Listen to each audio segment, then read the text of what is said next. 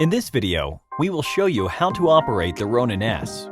Before using the Ronin-S, assemble and balance the Ronin-S. For more details about balancing, watch the Ronin-S balance adjustment tutorial video. Press the grip power button once to turn on the grip. Then, press and hold the gimbal power button for several seconds. When a beep is heard, the Ronin-S is powered on.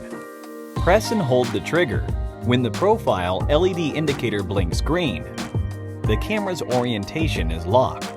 Press the trigger twice to recenter the gimbal. Press the trigger 3 times to quickly turn the gimbal 180 degrees so that the camera faces you. Press the trigger 4 times and hold to begin joystick calibration. Push and pull the joystick several times as far as it will go in all directions. Press the trigger 4 times and hold again to complete calibration. Or wait 20 seconds for the calibration to automatically finish. When the profile LED indicator blinks green, it indicates that it is calibrating. When the indicator is solid green, the calibration is successful.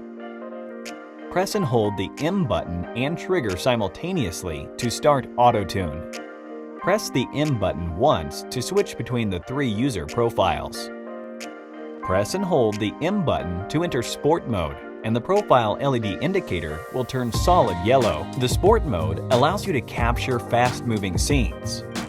Push the joystick left or right to control the movement of the pan axis, and push the joystick up or down to control the movement of the tilt axis. To quickly enter the underslung mode, press and hold the trigger and turn the Ronin-S upside down. Or you can double press the gimbal power button to pause the motors, turn the gimbal upside down, rotate the roll axis, make the camera face forward, and press the power button twice again to unpause it.